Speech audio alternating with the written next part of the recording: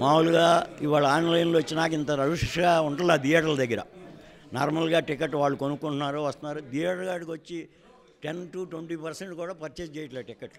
అటు ఉన్నప్పుడు ఇట్లాంటి క్రౌడ్స్ ఈ హడావుడి ఉండదు. నార్మల్గా ఉన్నాయి. వెనకైతే తిరణాలలాగా ఉండే థియేటర్లు. నేను థియేటర్ 50 ఏళ్ళ నుంచి రన్ చేస్తున్నా. అటువంటి రోజుల్లో తిరణాలలాగా ఉండేవి. ఈ ఆన్లైన్ వచ్చినాక థియేటర్ కాడ జనం కనపట్లేదు ఏంటి అని మేమే ఒకసారి ఫీల్ అవుతూ ఉన్నాం. ఆన్లైన్ చూస్తే టికెట్లు ఏమో 90% అయిపోయి ఉంటాయి.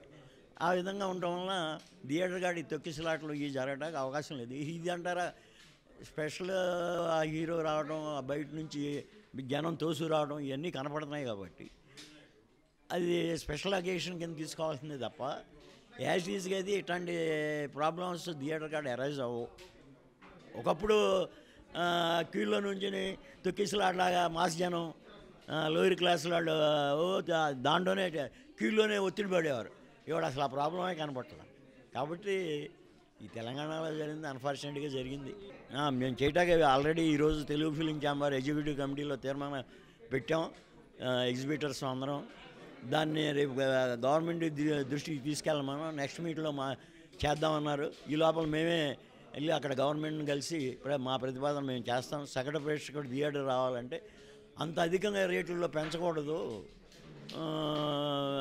నార్మల్గా ఏదో కొంచెం 40 రూపాయలు 50 రూపాయలు పెంచడంలో తప్పు లేదనేది మా ఉద్దేశం. రెండోది ప్రొడ్యూసర్ వాళ్ళు బడ్జెట్ పెడుతున్నాడు, ఆల్ ఇండియా లెవెల్లో సినిమా రిలీజ్ చేస్తున్నాడు, ఇంటర్నేషనల్ సినిమా రిలీజ్ అవుతుంది, అంత డబ్బు వాళ్ళకి ఆదాయం వస్తుంది. రికార్డులని చెప్పుకుంటాకే ఈ విధంగా జరుగుతున్నాయి తప్ప ఇంతంత రేట్లు పెట్టి ఏదో 3 రోజుల్లోనే ఎండే వచ్చే లోపలే మా డబ్బు పెట్టిన డబ్బు అంతా రావాలని జరుగుతున్నాయి. కానీ రెండు మార్గాలు ఉన్నాయి ప్రొడ్యూసర్లకి.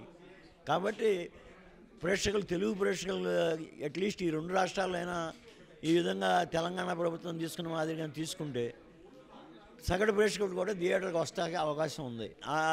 ఈ నిర్ణయం వల్ల ఒక రకంగా ప్రేక్షకులు థియేటర్కి ఎక్కువ మంది రావడానికి, ఆక్యుపేషన్ పెరగడానికి అవకాశం ఉంది. మేము ఎగ్జిబిటర్గా ఆక్యుపేషన్ పెరిగితే మాకు కూడా ఆదాయాలు వస్తూ ఉంటాయి కాబట్టి మాకు కూడా సంతోషమే. ఇప్పుడు ఈ పుష్ప సినిమాని తీసుకోండి, ఫ్యాన్సే డిసప్పాయింట్ అయ్యారు. నాకు తెలిసి చాలామంది ఫ్యాన్స్ నాతో మాట్లాడటం జరిగింది. ఏమంటే ఇంత రేట్లు పెడితే మేము కొనగలమా, ఏదో డబ్బులు ఉండాలి కొనగలుగుతారు కానీ అందరూ కొనలేరు కదా.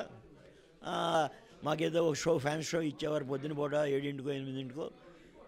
మేము ఈ డెకరేషన్లు ఇవన్నీ చేసి ఏదో వచ్చిన మార్జిన్ అట్లా ఖర్చు పెట్టేవాళ్ళం. ఇవాళ మరి మేము చేసిన ఇవన్నీ కూడా మాకే ఇబ్బందికరంగా ఉంది.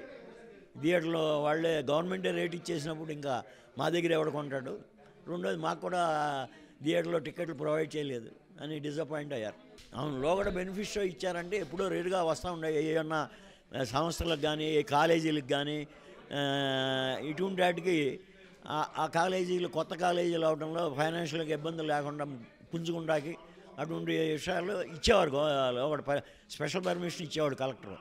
ఇప్పుడు వచ్చేటప్పటికి ఈ ఫ్యాన్స్ వాళ్ళు వీళ్ళు వచ్చిన గత 15-20 ఏళ్ళ నుంచి వాళ్ళు బెనిఫిట్ షోలు వేసుకోవడం, వాళ్ళు ఏదో ఖర్చు పెడతారు ఆ హీరోల కోసం, బ్యానర్లు అవి కడతాకి వాటికి అవన్నీ కూడా ఖర్చు అవుతా అంటే ఆ ఖర్చుని మేము మీట్ అవ్వాలి కదండి. మాకు 100 టికెట్లు 200 టికెట్లు అయితే మాకు షో ఇచ్చేసేయండి అని చెప్పి అడగడం, మేము ఇవ్వడం జరుగుతుంది. అది బెనిఫిట్ షో. ఇప్పుడు ప్రొడ్యూసరే 1000 రూపాయలు 1500 అమ్మేసుకుని వాళ్ళే మొత్తం రికవర్ చేసుకోవాలని అంటాం. సగటు ప్రేక్షకులు కావని, ఫ్యాన్సీలు కావని, ఎగ్జిబిటర్లు కావని, ఎగ్జిబిటర్లకు కూడా వచ్చేదేం లేదు దీంట్లో. మాకు ఏదైతే రెంట్ ఇస్తున్నాడో మామూలుగా రేట్లలో అదే రెంట్ ఇస్తున్నాడు తప్ప. కాబట్టి మేము ఆశించి మేమే ఎగ్జిబిటర్గా దాంట్లో అధిక రేట్ అమ్మిన దాని వల్ల సంపాదించేది ఏం లేదు. అది ఒక రకంగా మంచిగా జరుగుతుందండి. హీరోలు థియేటర్లకు రావాల్సిన అవసరం లేదు.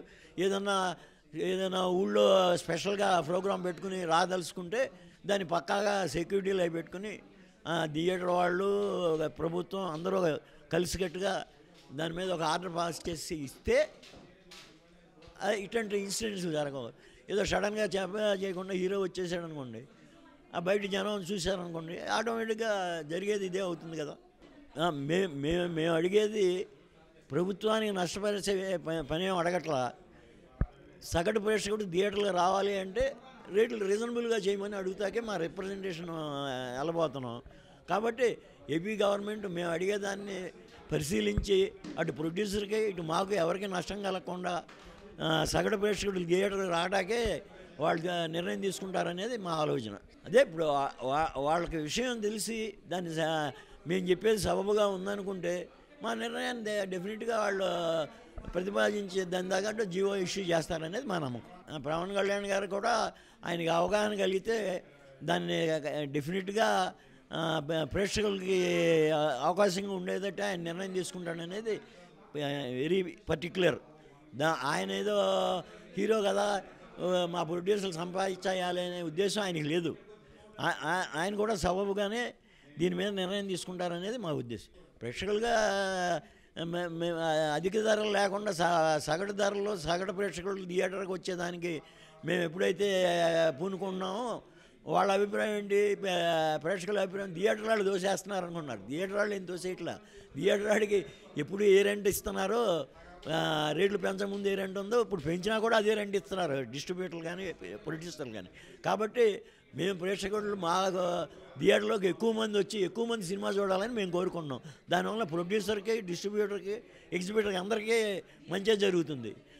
కాబట్టి మేము ఆయనకి వివరంగా కూలంకషంగా మేము ఆయనతో చర్చించి చెప్తాం కాబట్టి ఆయన దాని మీద సానుకూలమైన నిర్ణయమే తీసుకుంటారనేది మా అభిప్రాయం.